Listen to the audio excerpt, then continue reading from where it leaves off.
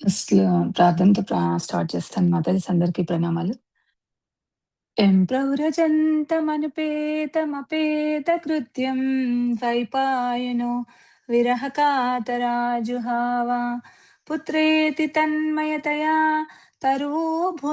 తరోభినేదుస్తం సర్వభూతహృదయం మునిమానతోऽస్మి యస్వానుభావమఖిల శృతిసారమేకా ఆధ్యాత్మదీపమతితిషితాం తమోందం సంసారిణాం కరుణయాః పురాణగుహ్యం తం వ్యాససూనముపయామి గురుం మునీనాం నారాయణం నమస్కృత్య నరం చైవ నరోత్తమం దేవీం సరస్వతిం వ్యాసం తతో జయముదీరయేత్ నష్టప్రాయేషు భద్రేషు నిత్యం భాగవత సేవయా భగవతి ఉత్తమ శ్లోకి భక్తిర్భవతి నైష్టికి కృష్ణాయ వాసుదేవాయ దేవకీ నందనాయ చ నందగోపకుమారాయ గోవిందాయ నమో నమః. నమః పంకజనాభాయ నమః పంకజమాలినే నమః పంకజనేత్రాయ నమస్తే పంకజాంగ్రియే నమో కించన విత్తాయ నివృత్త గుణవృత్తయే ఆత్మారామాయ శాంతాయ కైవల్యపథయే నమః. ఓం అజ్ఞానతిమిరాంధస్య జ్ఞానాంజనశలాకయా చక్షురున్మీలితం येन తస్మై శ్రీ గురవే నమః. శ్రీచైతన్య మనోభీష్టం స్థాపితం येन భూతలే స్వయం రూపా ఖదా మह्यं దదాతి స్వాపదాంతికం వందేహం శ్రీగురో శ్రీయుతపదకమలం శ్రీగురూన్ వైష్ణవాంచ శ్రీరూపం సాగ్రజాతాం సహగణ రఘునాథాన్వితం తం సజీవం సాద్వైతం సావధూతం పరిజన సహితం కృష్ణ చైతన్య దేవం శ్రీ రాధా కృష్ణ పాదాన్ సహగణ లలితా శ్రీ విశాఖాన్వితాంచ హే కృష్ణ కర్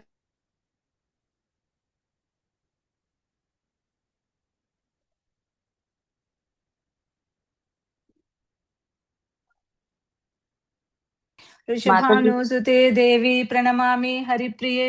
హరే కృష్ణ మాతాజీ. మీరు మ్యూట్ లోకి వెళ్ళిపోయారు మాతాజీ ఇందాక. కరెంట్ పోయింది మాతాజీ. హరే ఓకే, కృష్ణ. హరే కృష్ణ. నమ ఓం విష్ణుపాదాయ కృష్ణ ప్రేష్టాయ భూతలే శ్రీమతే రాధనాథ స్వామి నిత్యనామిని. నమ ఓం విష్ణుపాదాయ కృష్ణ ప్రేష్టాయ భూతలే శ్రీమతే భక్తి వేదాంత స్వామి నితినామిని.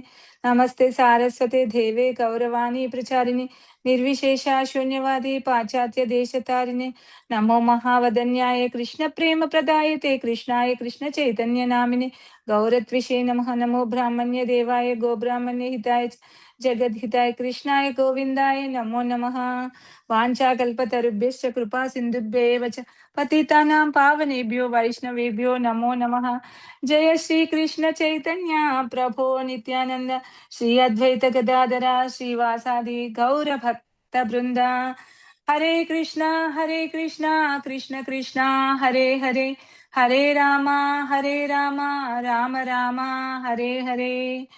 మూకం కరోతు వాచాలం పంగూలం గయతే గిరిం యత్కృపాతమహం వందే శ్రీగురుం దినతారిణం పరమానందమాధవం శ్రీ చైతన్య ఈశ్వరం ఆరాధ్య భగవాన్ వ్రజేశ తనయ తద్దామ బృందావన రమ్యా కాసిదుపాసన వ్రజవధూవర్గేణ యా కల్పితాం శ్రీమద్భాగవతం ప్రమాణమమలం ప్రేమాపుమాదో మహాన్ శ్రీ చైతన్య మహాప్రభో మతమిదం తత్రాదరానా పరో కృష్ణవర్ణం త్రిషా కృష్ణం సాంగోపాంగాస్త్రపార్షదం యజ్ఞైః సంకీర్తన ప్రారరీ యజంతి సుమేధసః యోऽంత ప్రవిశ్య మమ వాచమిమాం ప్రసుప్తాన్ సంజీవయత క్లశక్తిధర స్వధామ్నాం అన్యాం చ హస్తచరణశ్రవణత్వఘాది ప్రాణాం నమో భగవతే పురుషాయ తుభ్యం. గ్రంథ శ్రీమద్ భాగవతం की जय. श्रील प्रपात की जय. श्री हिज होलीनेस राधानाथ महाराज की जय. हिज ग्रेस बालगोविंद प्रभु जी की जय. హరే కృష్ణ మాతాజీ అందరికి ప్రణామాలు. వన్స్ అగైన్ నేను హరే కృష్ణ ప్రణామాలు మాతాజీ. ప్రభుత్వం మాట్లాడుతున్నారు. క్లోజ్ చేసుకొని పెట్టుకోరా మాతాజీ. మాది కాదు మాతాజీ. క్లోజ్ చేసి పెట్టేసుకోండి మాతాజీ, క్లోజ్ చేసి పెట్టండి. ప్రణామాలు మాతాజీ, అందరికీ ప్రణామాలు. హరే కృష్ణ మాతాజీ. ప్రభుజీ తిరుపతి ప్రభుజీ, హరే కృష్ణ. హరే కృష్ణ. ఓకే మాతాజీ. హరే కృష్ణ మాతాజీ. ఏ పుస్తకం మాతాజీ? హరే కృష్ణ. పుస్తకం కాదు మాతాజీ, నేను ఇప్పుడు చెప్పేది అది భాగవతము దశమ స్కందంలోని పూతన లీల గురించి చెప్తున్నాను మాతాజీ. థాంక్స్ మాతాజీ. హరే కృష్ణ, ప్రణామాలు.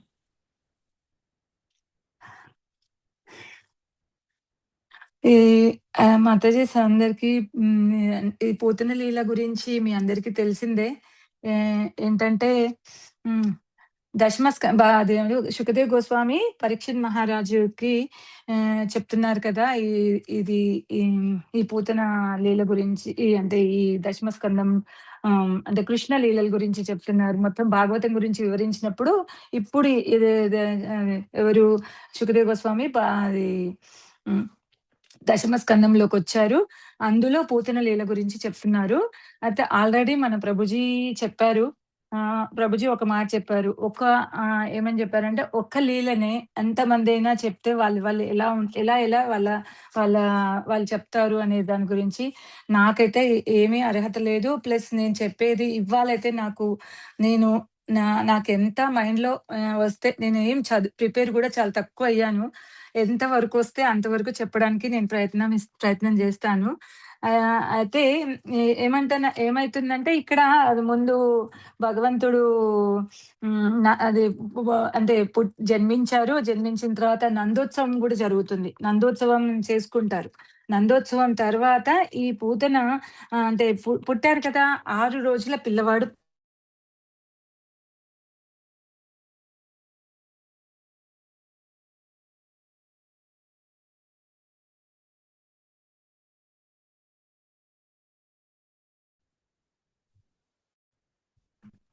హరే కృష్ణ మాతాజీ, మ్యూట్ లోకి వెళ్ళిపోయారు. హరే కృష్ణ మాతాజీ. అదే 4G లకు మార్చుకుంటాను. Okay okay.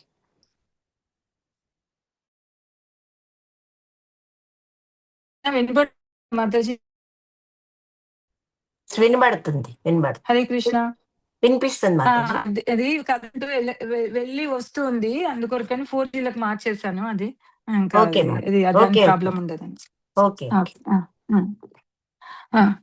అయితే ఏంటంటే పూతన అది పూతన సంహారము గురించి మొదలు చెప్పాలంటే, ఫస్ట్ మనం నందోత్సవం జరిగింది. నందోత్సవంలో చాలా బాగా వీళ్ళందరూ భగవంతుడు పుట్టారని చెప్పేసి అన్ని మంచి ఏంటి అంటే వాళ్ళు ఒక ఉత్సవం లాగా చేసుకుంటారు అన్నట్టు. అంటే వాళ్ళు ఎలా అంటే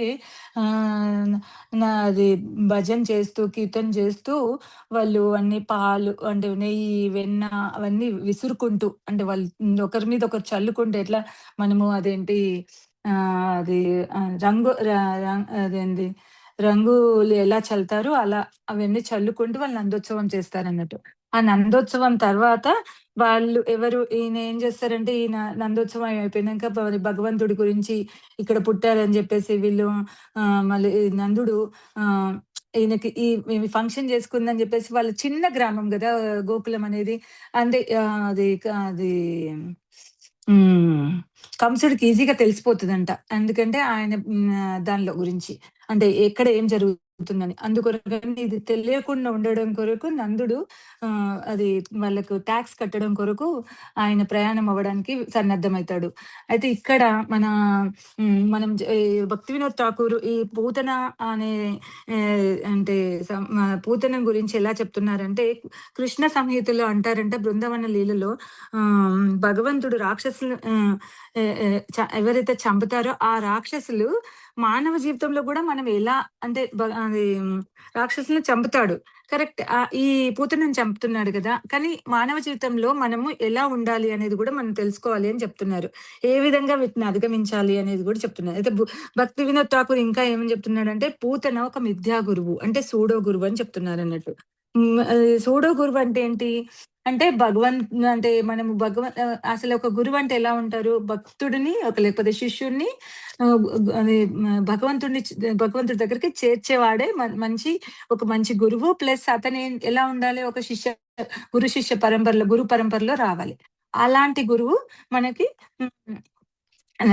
అలాంటి గురువును మనం ఎన్నుకోవాలి. కానీ ఇక్కడ ఈమె పూతని ఎలా ఉందంట అంటే మిథ్యా గురువు, సూడో గురువు అని జెప్పేసి అంటున్నారు. అంటే ఈ మిథ్యా గురువు ఏం జేస్తుంది? భగవంతుడి దగ్గరికి చేర్చదు. భగవంతుడి దగ్గరని దూరం చేస్తదంట. అందుకొరకని జెప్పేసి ఆమె ఒక నటించడానికి వచ్చింది. నటించే గురువు అంటారన్నట్టు. నటించడానికి వచ్చిందన్నట్టు. ఎందుకంటే ఆ పూతన అమ్మలా నటించింది కదా! కృష్ణుడిని చంపడానికి వచ్చింది కదా! అయితే మనలో కూడా ఒక గురువున్నారు. ఎవరు? ఆ గురువు ఎవరు అంటే మనస్సు. అంటే ఎందుకు మనస్సు అంటున్నామంటే, మనస్సు గురువుగా ఎందుకు ప్రతినిధి చేస్తున్నాడు? మనస్సు చెప్పినట్టే వింటాం. మనం ఇలా చేయాలా అంటే మనము రేపేం చేసుకోవాలి అంటే ఇది చేయాలి, అది చేయాలి, ఇది చేయాలి అని ఒక పూజ చేయాలి, లేకపోతే ఒక మంచి పని చేయాలి అంటే ఒప్పుకోదు. కానీ ఏదో సినిమాకెళ్ళాలా, లేకపోతే ఇంకేదో మనం కబుర్లు చెప్పాలా, అలాంటి వాటికి మనసు ఒప్పుకుంటుంది. కానీ అది బుద్ధి చెప్తూ ఉంటది. నువ్వు ఇది తప్పు చేస్తున్నావు, తప్పు చేస్తున్నావని. కానీ ఆ బుద్ధి మాట వినదు మనస్సు. అట్లా మనస్సు ఒక సూడో గురువులాగా ఉంటదన్నట్టు. అయితే ఇంకా ఏంటి మరియు ఈ పూతన కథ శుకదేవ్ గోస్వామికి అనుబంధంతో ఉన్నదన్నట్టు. ఎందుకు శుకదేవ్ గోస్వామికి అనుబంధంతో ఉన్నది అంటే, శుకదేవ్ గోస్వామి ఈ ఆనంద వృందావన చెంపులో అంటారంట, శుకదేవ్ గోస్వామి చెప్తున్నారంట. సుఖదేవ్ గోస్వామి గురించి చెప్తున్నారు.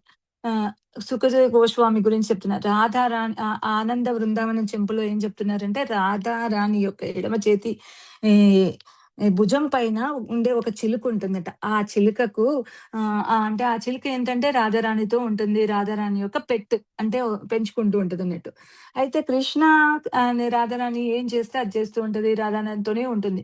అప్పుడు ఆ రాధారాణి అంటే చిలుకలు మాటలు నేర్పితే నేర్చుకుంటాయి కదా! అప్పుడు రాధారాణి చెప్తుందంటే, కృష్ణ అను అంటుంటే తను కూడా కృష్ణ, కృష్ణ అంటుందంట. కృష్ణ అన్నప్పుడల్లా రాధారాణి ఏం చేస్తది చిలుకకి ఒక దానిమ్మ గింజ అలా పెడుతూ ఉంటదంట. అప్పుడు ఏమైతదంటే రాధారాణి రాధారాణి కృష్ణ, కృష్ణ, కృష్ణ అని చెప్తున్నప్పుడల్లా ఆ చిలుక అంటూ ఉండడం వల్ల దానికి కృష్ణ మీద ప్రేమ పెరుగుతుందంట. హ్మ్. ఆహ్, ప్లీజ్ లేదు వెళ్ళండి. కృష్ణ మీద ప్రేమ పెరుగుతుందంట. అయితే హ్మ్. ఆ కృష్ణ మీద ప్రేమ పెరగడం వల్ల అది చిలుక ఏం చేస్తదంటే, కృష్ణ ఎక్కడుంటాడు, రాధారాణి ఏమో బర్సానాలో ఉంటుంది. కృష్ణ ఏమో బృందావనంలో, గోకులంలో ఉంటాడు గదా! కృష్ణ దగ్గరికెళ్ళిపోతుందంట. కృష్ణ దగ్గరికెళ్ళిపోయి కృష్ణ, కృష్ణ అంటుంటే, కృష్ణ ఏంటి నువ్విలా వచ్చావు ఏంటమ్మా అంటే, నేను కృష్ణ మీద చాలా ప్రేమ పెరుగుతుందంట. కృష్ణ మీద పెరిగి కృష్ణ, కృష్ణ, కృష్ణ ఇంకా అసలామె ఆ చిలుక కృష్ణని తప్ప ఇంకేం అనదంట. అప్పుడలా ఉండి కృష్ణతోనే ఉంటదంట.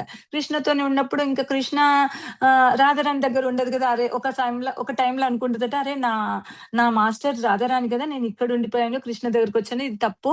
మళ్ళీ అని చెప్పేసి కృష్ణ దగ్గరికెళ్తుంది. అదే రాధారాణి దగ్గరికెళ్తుందంట.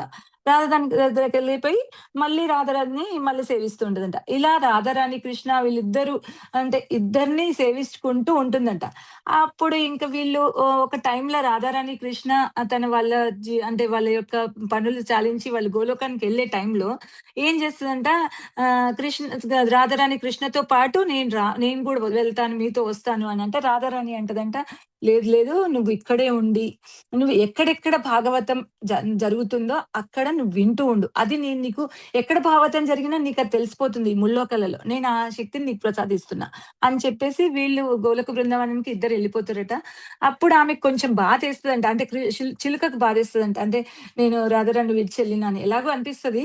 అయితే ఇంకా తను ఆ చిలుక అలా పర్యటిస్తుంటుంటే శివుడు ఏం చేస్తాడంటే కైలాసంలో శివుడు అదే భాగవతాన్ని పార్వతికి చెప్తూ ఉంటాడంట. అయితే ఎలా పార్వతికి చెప్తూ ఉంటుంటే మొత్తం స్టోరీ అంతా భాగవతం అంతా చెప్తున్నప్పుడు మధ్యలో ఈ చిలుకకు తెలిసిపోతుంది గదా! అక్కడ ఒక చెట్టు మీద వింటూ ఉంటదంట.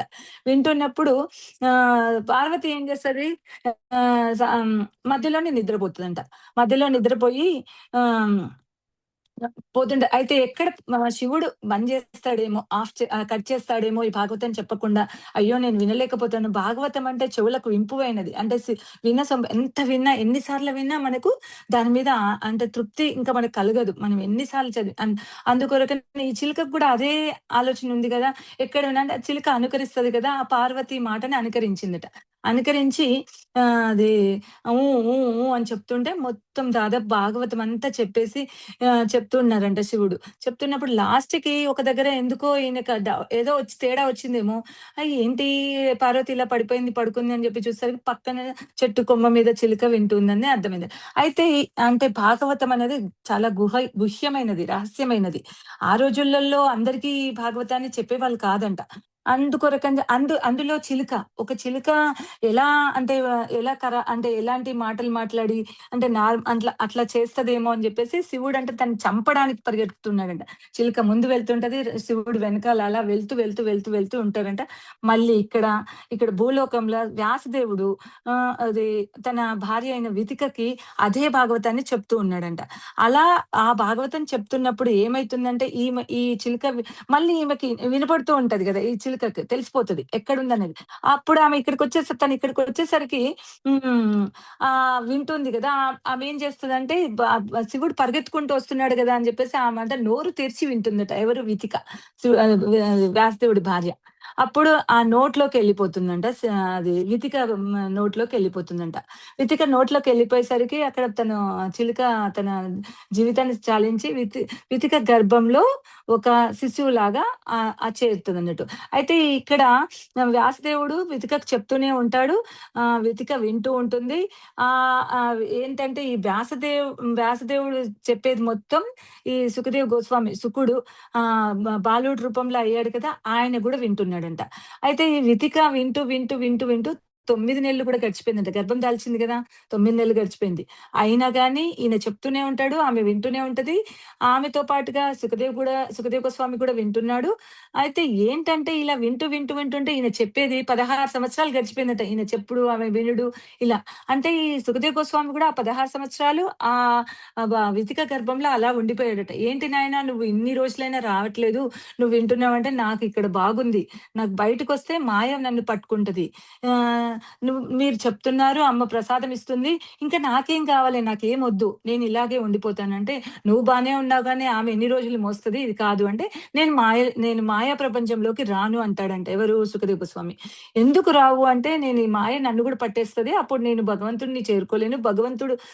నేను భగవంతుడి దగ్గరగా ఉండాలి అని అంటాడంట. అప్పుడు ఈ వ్యాసదేవుడంట కృష్ణ భగవాన్ని ప్రార్థించి కృష్ణ భగవానుడు వస్తాడంట. వచ్చి నాయనా నేను భగవంతుడిని అంటే నేను చెప్తున్నాను గదా! అని చెప్పి వ్యాసదేవుడిని అడుగుతాడంట. నేను చెప్తున్నాను అంటే, "నువ్వు గూడా మాయ ప్రపంచంలోనే ఉన్నావు. నువ్వెలా చెప్తావు? నువ్వు నీ నీ నువ్వు కూడా నువ్వు మాయ ప్రపంచంలో ఉన్నావు. నువ్వు కూడా మాయకు లోబడే ఉన్నావు కాబట్టి నువ్వు చెప్తే కూడా నేను వినను" అంటాడంట అప్పుడు వ్యాసదేవుడు చెప్తున్నాడు. అప్పుడు భగవంతుడిని ప్రార్థించి భగవంతుడొచ్చి, "నేను నీకు హామీ ఇస్తున్నాను. ఈ మాయ ప్రపంచం నీకంటదు. నువ్వొచ్చేసేయి" అంటే అప్పుడు వచ్చేస్తాడంట. ఆయన బయటకొస్తాడు. బయటకొచ్చుడొచ్చుడే ఆయన ఇంకెవరిని అమ్మని, నాన్నని వాళ్ళని చూపు వైపు కానీ చూడకుండా ఆయన పరిగెత్తుకుంటూ వెళ్ళిపోతూ ఉన్నాడంట. వెళ్ళిపోతే ఆయన వెళ్ళిపోతుంటే ఈయన ఏంటి నార్మల్‌గా అంటే ఆహ్, ఎ ఇప్పుడున్న అంటే నార్మల్ ఈ ప్రపంచంలో ఇప్పుడు ఎవరైనా సినిమా స్టార్స్ వాళ్ళ పిల్లలు వాళ్ళ వాళ్ళ వాళ్ళ వృత్తిని చేయాలనుకుంటారు. అలాగే ఇంకా ఎవరైనా డాక్టర్ పిల్లలే కావాలనుకుంటారు. లాయర్‌లు కానీ అలాగే మన వ్యాసదేవుడు ఏమనుకున్నాడంటే తను ఒక భాగవతము, పురాణాలు అన్నీ రాసిపెట్టున్నాడు. ఇవన్నీ ఈయన ద్వారా తన కొడుకు ద్వారా ప్రపంచానికి తెలవాలి అని చెప్పేసి ఆయన ఆరాటపడుతున్నట్ట. కానీ ఈయనేం చేస్తున్నాడు? నాకు ఇవన్నొద్దు. నేను ప్రపంచాన్ని ఇవన్నీ పట్టించుకొని ఇక్కడ ఉంటే ఈ జీవితము ఈ బంధనాలలో పడిపోతాను. అమ్మ, నాన్న అనే బంధనాలలో పడిపోతానని చెప్పేసి ఆయన వెళ్ళిపోతున్నాడంట. అంటే అడవిలలోకి వెళ్ళిపోతున్నాడంట.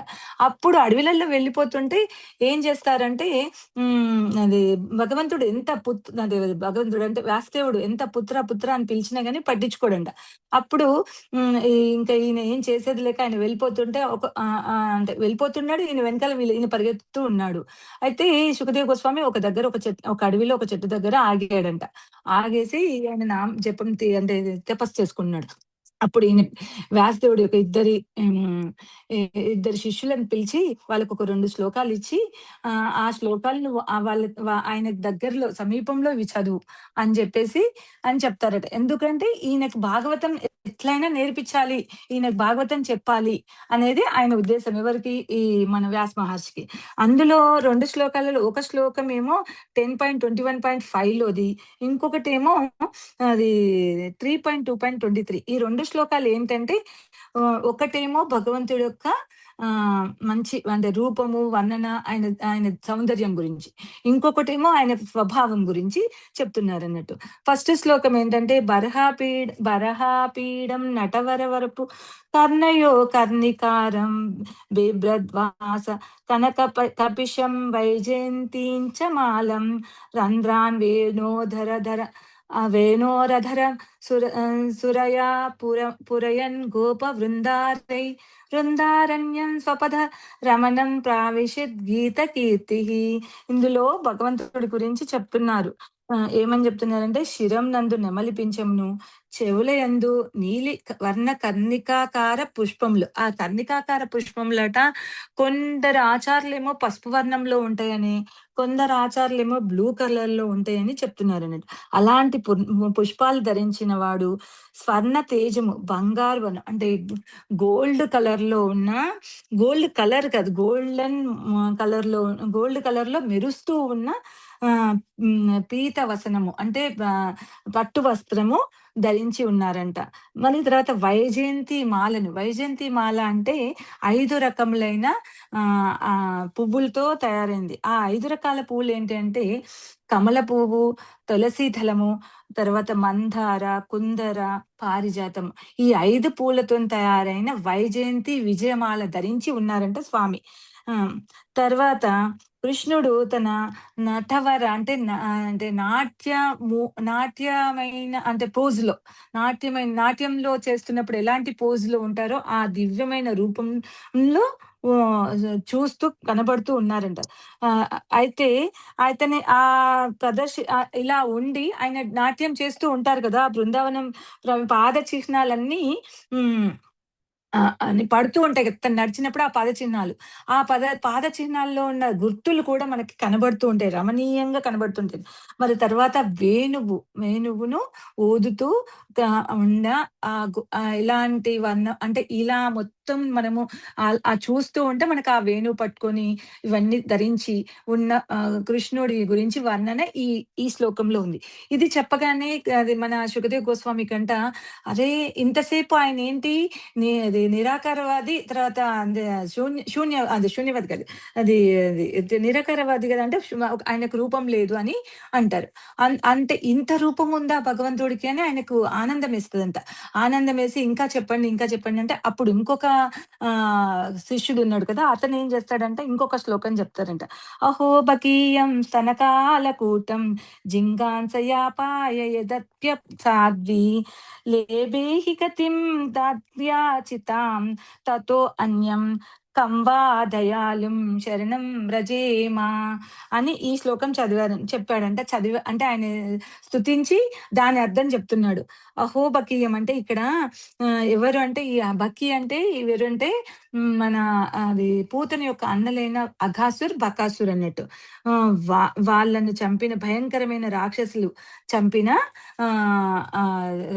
చంపిన వాడైన భగవంతుడు ప్లస్ భగవంతుడు తర్వాత విషమును ఇది ఇందులో ఏంటంటే ఈ స్తనకాల కూటం స్తనాలకు అది విషం రాసుకుంది, ఆలాహలం రాసుకున్న విషం రాసుకొని భగవంతుడి దగ్గరికి వచ్చింది కదా. అలాంటి ఆమె ఎవరు పూతనను తల్లి స్థానంలో ఇచ్చి, తల్లికి స్థానం ఇచ్చి ఆమెను చంపేసి అంటే ఆయన చంపడానికి వచ్చిన దానిని తల్లి స్థానం ఇచ్చి గౌరవించిన అని మంచి స్వభావం కలిగిన ఈ భగవంతుడు అని చెప్పేసి ఇందులో ఉన్నదన్నట్టు. అంటే తల్లి స్థానము ఇవ్వడం ఒకటే కాదు, అంటే ఎంత క్రూరాళ్ళకు కూడా అంత క్రూరమైన వాళ్ళకి ఎలా ఇచ్చాడు భగవంతుడు అని ఆయన అనుకుంటున్నాడు అంటే సుఖదేవ గోస్వామి. అలాంటి గొప్పగైన వాళ్ళు అందరికీ ఈ 2 గుణాలు 2 భగవంతుడు షడైశ్వర్య పూర్ణుడు కదా! అంటే 6 ఐశ్వర్యాలుంటాయి. అందులో ఈ 2 గుణాలు గూడా ఉన్నాయి కదా! అంటే ఏంటి ఈ భగవంతుడికి ఒకరికి మంచి గుణం ఉంటది. కానీ మంచి స్వభావం ఉంటది. కాకపోతే అందంగా ఉండకపోవచ్చు. కానీ ఇంకొకరికి మంచి అందం ఉంటది. కానీ మంచి స్వభావం ఉండొచ్చు. కానీ అన్ని గుణాలు అన్నీ ఉన్నాయి ఒక భగవంతుడే. అందరిలో లోపాలుంటాయని మనకు తెలుసు.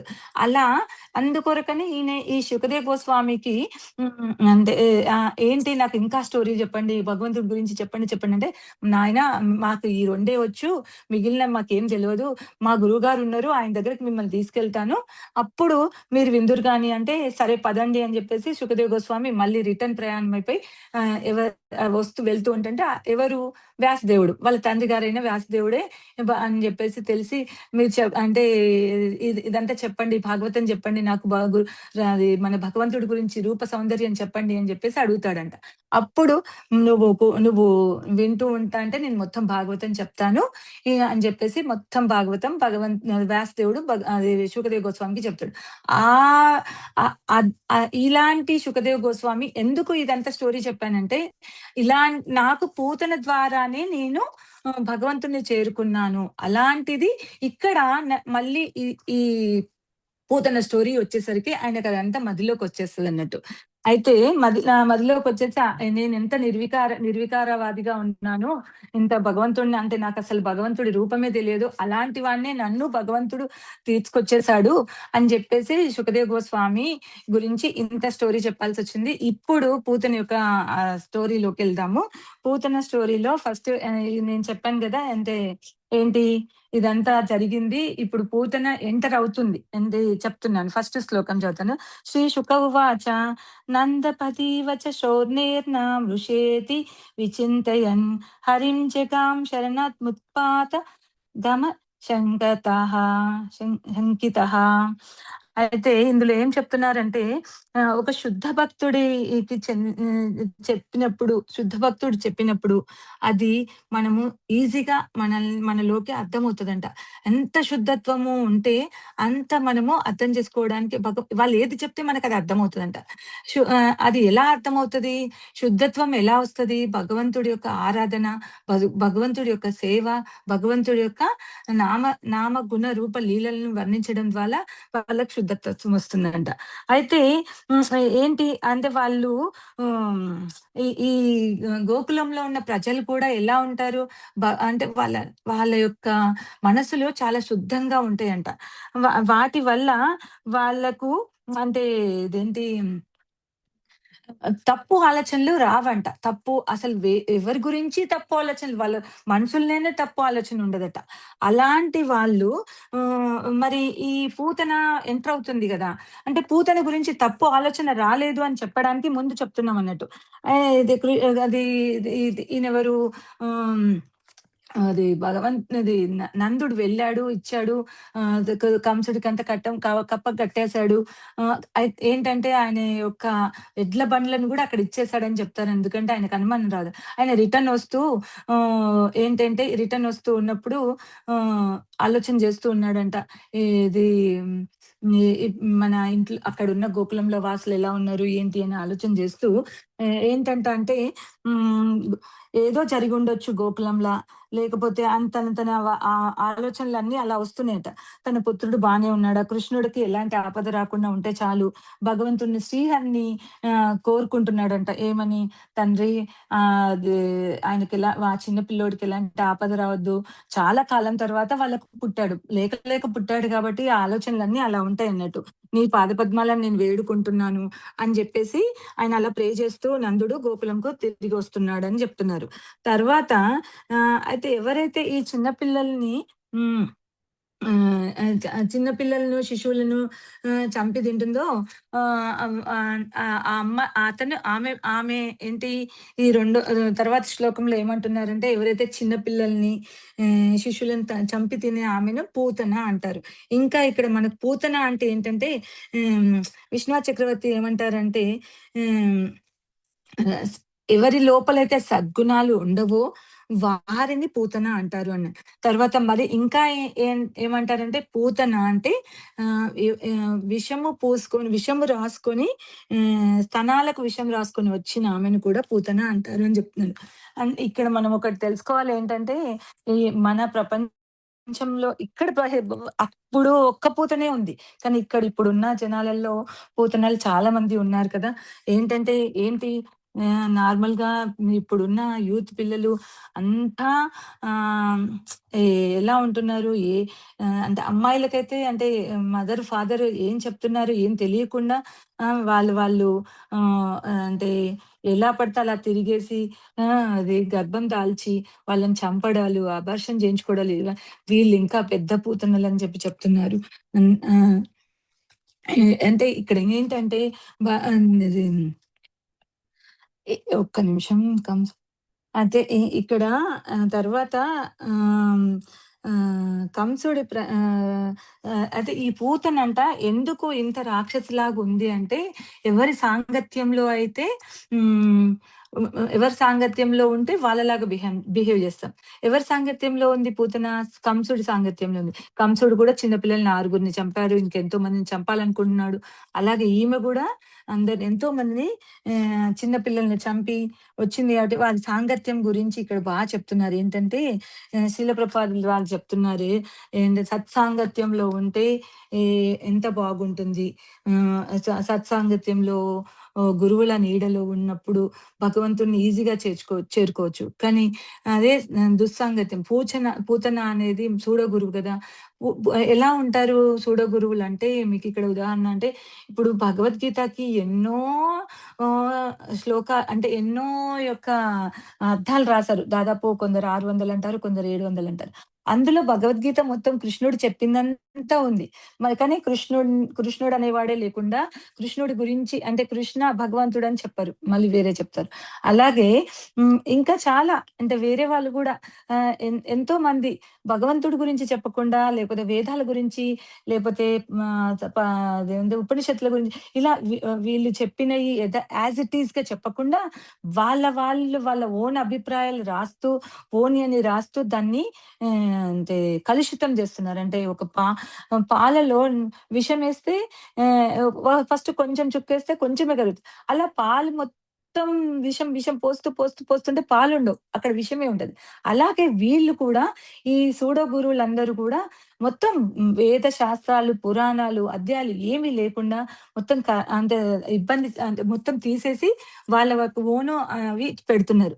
అలా కాకుండా భగవంతుడు ఎవరైతే ఆహ్, అందుకు మన ప్రభుజీ మొన్ననే చెప్పారు. బ్రహ్మకుమారీస్ వాళ్ళు ఒక ఉదాహరణ అందులో ఇది. అలా ఈ ఇలా చేయడం వల్ల మనకి హ్మ్. మొత్తం అంటే ఈ సమాజం అంతా ఖరాబయిపోతుంది. ఎ దా అందువల్ల కరెక్ట్ గురువుని ఎంచుకోవాలి. కరెక్ట్ గురువుతో ద్వారానే మనం వెళ్ళాలి అని జెప్పేసి చెప్తుంది.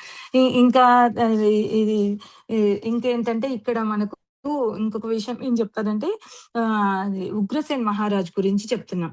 ఉగ్రసేన్ మహారాజ్ గురించి చెప్పాలి అంటే కంసుడి గురించి వచ్చినప్పుడు కంసుడు ఎందుకంత ఆహ్, అది అంటే రాక్షసుడు లాగున్నాడు. అంటే ఉగ్రసేన్ మహారాజేమో చాలా ఉదారమైన వాడు.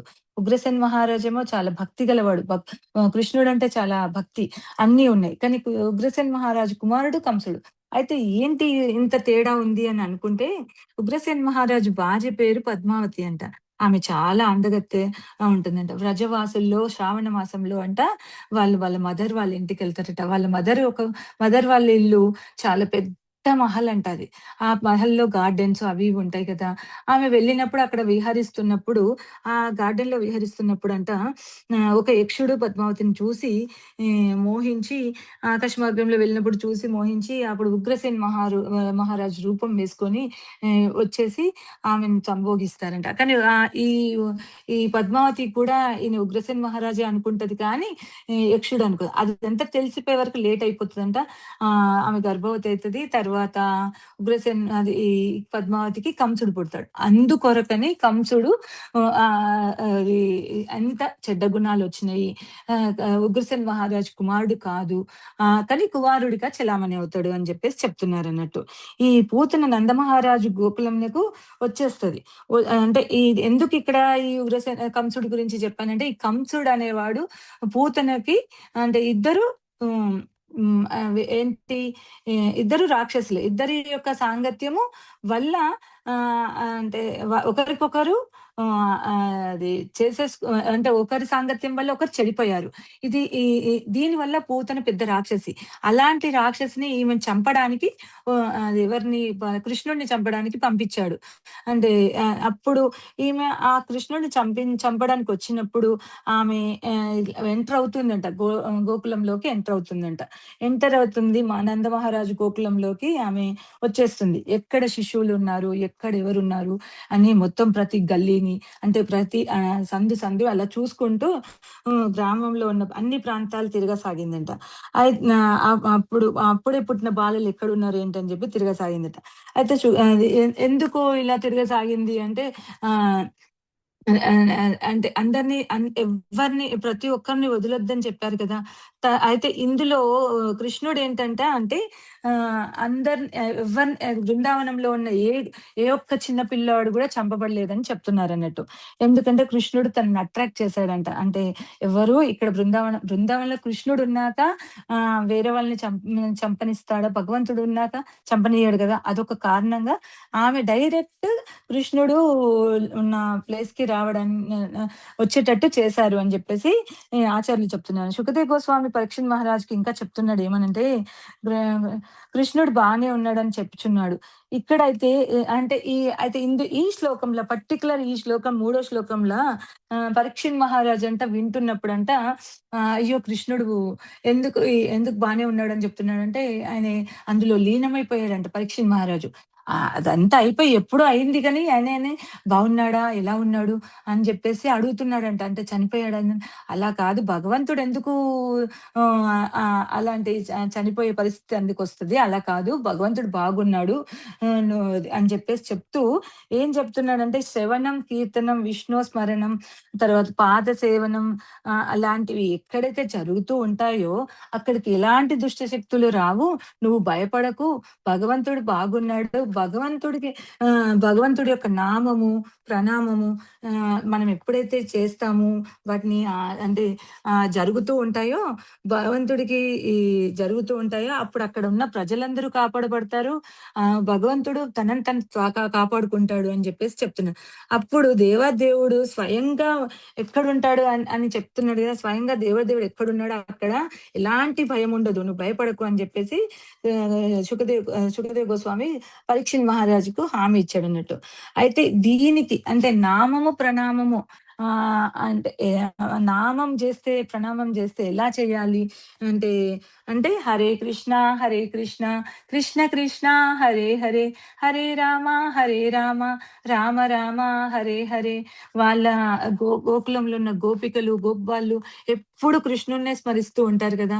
వాళ్ళ స్మరణ అంతా అలాగే ఉంటుంది కాబట్టి నువ్వేం భయపడకు అని చెప్పి ఇంకొక చైతన్య చరితామృతంలో ఈ నామం గురించి ఒక స్టోరీ వచ్చింది. అంటే ప్రణామము నామం గురించి అది ఏంటంటే రామానందరాయల తమ్ముడు గోపీనాథ్ పట్నాయక్ అంట. అతను ఎక్కడ అంటే ప్రతాపరుద్రుడి దగ్గర కొలువులో పనిచేస్తూ ఉంటాడన్నట్టు. అయితే ఈ రామానందరాయలేమో ఎంత శుద్ధ గొప్ప భక్తుడు మనం ఆయన గురించి చెప్పాల్సిన అవసరం లేదు అందరికీ తెలుసు.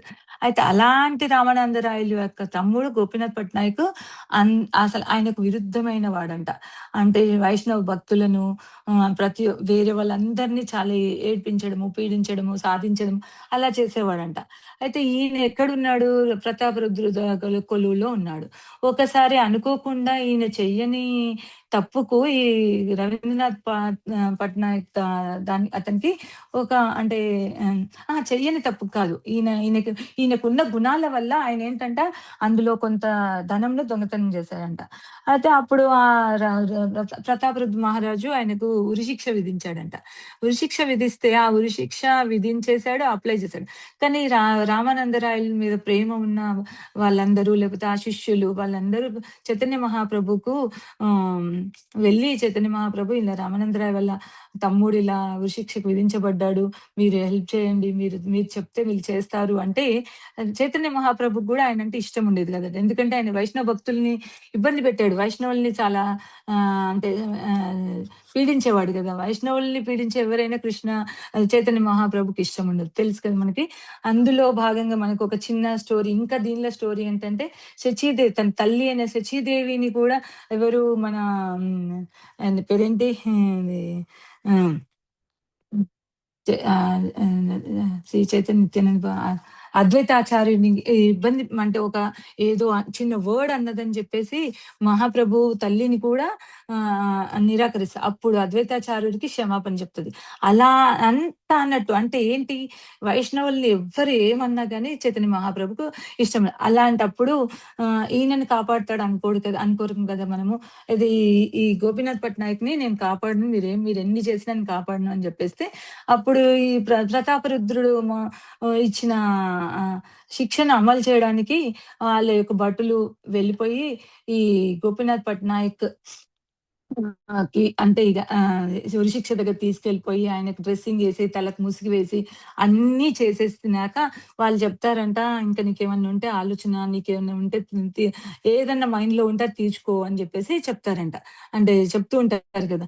అప్పుడు ఈ గోపీనాథ్ పట్నాయక్ మనసులో ఎందుకు ఆయనకు ఆలోచన వచ్చిందో తెలియదు కానీ, చైతన్య మహాప్రభు వాళ్ళ భక్తులందరినీ నేను ఇబ్బంది పెట్టాను గదా! అని చెప్పేసి ఆయన ఒక మనసులోనే ఆయనకు ప్రణామాలు చేస్తాడంట. ఆయన మనసులో ప్రణామాలు చేసింది భగవంతుడు కదా! చైతన్య మహాప్రభుకి తెలిసిపోద్ది. వెంటనే ప్రతాపరుద్రుడి యొక్క హృదయంలోకెళ్ళిపోయి చెప్తాడంట. ఈయన గోపీనాథ్ పట్నాయక్‌ని విడుదల చేయండి. ఈయన ఏ తప్పు చేయలేదు అది అని చెప్పేసి చెప్పగానే ఆహ్, నే ఇప్పుడు గోపీనాథ్ పట్నాయక్ ప్రతాపరుద్ మహారాజు వెంటనే ఎక్కడైతే ఈ శిక్ష అమలు చేసే ప్రదేశానికొచ్చేసి ఆయన్ని ఆప్ చేస్తారంట. ఆప్ చేసేసి ఆయన ఇంకా ఆయనకు ఎలాంటి శిక్ష ఇచ్చాడు గోపీనాథ్ పట్నాయక్ అంటే ఎలా చెప్తారంటే గోపీనాథ్ పట్నాయక్‌ను వదిలేయండి. వదిలేసి ఈయన ఎందుకిలా చేశాడు? అంటే ఈ ఒక డబ్బును తస్కరించాడు అంటే ఈయనకు నేనిచ్చే డబ్బు సరిపోలేదు. కాబట్టి ఈయనకు మూడింతల ధనం నేను ప్రతి నెల అంటే పెంచుతున్నాను. అప్పుడు ఈయన ఎందుకు దొంగతనం చేస్తాడు? నేను పెంచినాక ఈయనకు సరిపోయేంత ధనం ఉన్నాక ఎందుకు దొంగతనం చేస్తాడు? చెయ్యడు కదా! అని జెప్పేసి అలాంటి తీర్పు ఇచ్చేసి అప్పుడు అంటే ఇది ఎందుకు ఈ స్టోరీ చెప్పాల్సొచ్చిందంటే ఓన్లీ ప్రణామం మనం మనసులో తలుచుకున్నంతనే భగవంతుడు మనల్ని కరుణిస్తాడు. అలాంటి భగవంతుడు వాళ్ళ అంటే బృందావనంలో గోపుల మధ్యలో ఉన్నాడు. నువ్వేం భయపడకు అని జెప్పేసి ఈ శ్లోకంలో చెప్పారు. ఇంకొక అంటే ముందుకెళ్ళిపోతున్నాను. అయితే ఇంకేంటంటే ఇది ఒక సఖేచరి అంటే ఈ పూతన అంటే సఖేచరి అంటే ఏంటంటే ఆకాశ మార్గంలో తిరుగుతూ ఉంటుందంట. ఆమెను సఖేచరి అంటారు. కామచారిణి అంటే ఆమెకింకా దాని మీనింగే మీకు అర్థమవుతుంది కదా! అంటే తనకు ఏది ఇష్టమో ఆమెకు అదే చేస్తదంట. ఇష్టం లేనిది చేయదు. అందుకే ఈమెను సూడో గురువు, మిథ్యా గురువు అంటారు. అంటే ఆమెకి ఏ గురువు లేరు, ఏమి లేరు. తనకి ఏది నచ్చితే అది చేస్తది. ఒక గురువు రూట్‌లో ఉండదు. అంటే గురువు చెప్పిన మాట వినదు. తనకు నచ్చిందే చేసుకుంటది. అని జెప్పేసి తన ఇష్ట ప్రకారం చేస్తది అని జెప్పేసి అంటున్నారు. ఇంకా ఇంకేంటి అంటే మనం అదేంటి ఈమెను అంటే ఎవరు లేరు ఈమెకు. ఆమె ఏది చెప్తే అది చేస్తది. అందుకే ఈమెను అనాథ అన్నారు. అదే స్వనాథ అంటే ఏంటి? ఈ ఈ ఒక ఈ శ్లోకంలో ఉంది. స్వనాథ అనంటే మనము భగవంతుడి యొక్క అంటే భగవంతుడికి ప్రియమైన వాళ్ళం. భగవంతుడి యొక్క భక్తులం. అందుకే స్వనాథ మనకు మన భగవంతుడు ఉన్నాడు మనకు. కానీ ఆమెకు ఎవరు లేరు. అలా అని చెప్పి చెప్తున్నారన్నట్టు. అన్నంక ఇంకేంటి హ్మ్.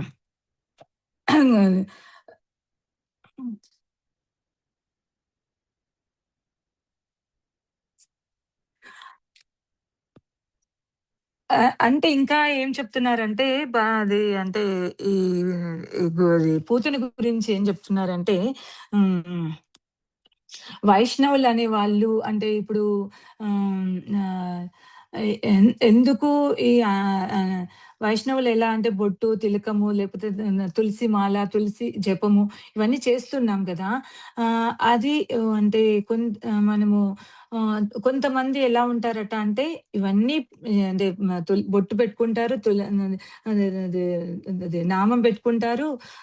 అది చేస్తూ ఉంటారు. కానీ వాళ్ళకి లోపల భక్తి ఉండదు. ఆ! అలాంటి వాళ్ళు కూడా చాలామంది మన మన దానిలో ఉన్నారు. అలాగే ఆహ్, స్ హ్మ్.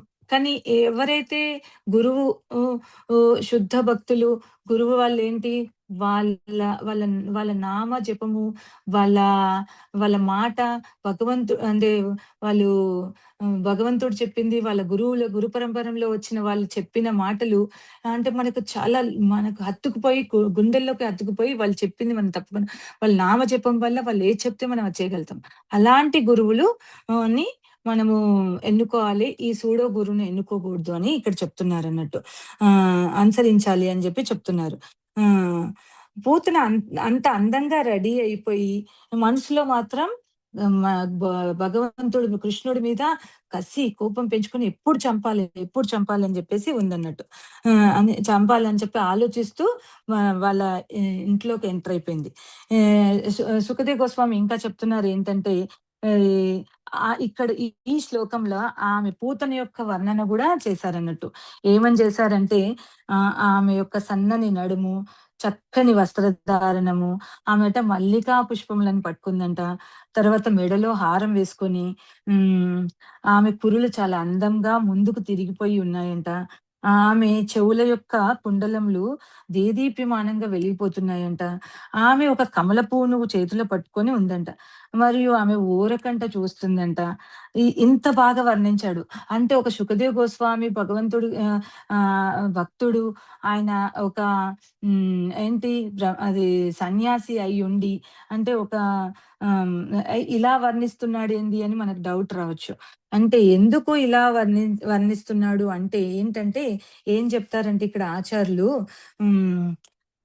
ఆమె అంత తయారైపోయి అలా ఉండడం వల్లంట అలా రావడం వల్ల ఆహ్, ఆహ్, అంటే అది అక్కడున్న గోపబాలికలు వాళ్ళందరంట ఈమె వైపుకు అట్రాక్ట్ అయ్యారు అని చెప్పేసి ఆహ్, అనుకుంటే ఆహ్, ఆ! అది తప్పు.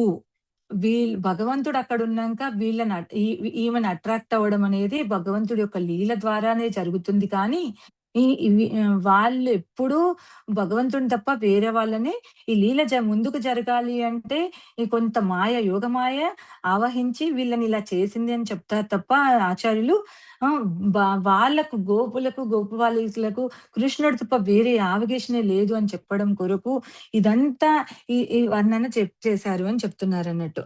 అయితే ఇంకా ఈ శ్లోకంలో ఆహ్, ఏం చెప్తున్నారంటే అది వాళ్ళు డైవర్ట్ అవ్వరు. కృష్ణుడు తప్ప ఎవరు లేరని చెప్పాను గదా! అయితే ఈ శ్లోకంలో ఏం చెప్తుంది శ్రీమద్ భాగవతంలో ఒకటి 12.12.55లో అంటున్నారట. అవిస్మృతి కృష్ణ పదార విందయో శీనోతి అభద్రాని చ సమతనోతి సత్వాస్య శుద్ధిం పరమాత్మ భక్తిం వైరాగ్యయుక్తిం అంటున్నారంట. అంటే ఏంటి ఈ భగవంతుడి యొక్క లక్షణాలు ఇక్కడ చెప్తున్నారు. అంటే 6 లక్షణాలున్నాయి గదా! ఏంటి ఆ 6 లక్షణాలంటే ఆత్మశుద్ధి, భౌతిక విషయాల పట్ల ఆసక్తి తగ్గి భక్తిపై పెరుగుతుందంట. అలా భక్తి పెరగడం వల్ల ఏమవుతుంది అంటే పరమాత్మ మీద భక్తొస్తుంది. ఆ పరమాత్మ మీద భక్తి అంటే ఏంటి అంటే జ్ఞానం పెరుగుతుందంట. జ్ఞానం వల్ల ఏమొస్తుంది అంటే విజ్ఞానం వస్తుందట. విజ్ఞానం అంటే ప్రాక్టికల్‌గా భగవంతుడికి సేవ ఎలా చేయాలి? ఆ! నేను భగవంతుడితోని ఆరాధన ఎలా చేయాలి? తర్వాత భక్తుల గురి భ భ భగవంతుడి గురించి ఇంకెవరెవరికి ఏం చెప్పాలి?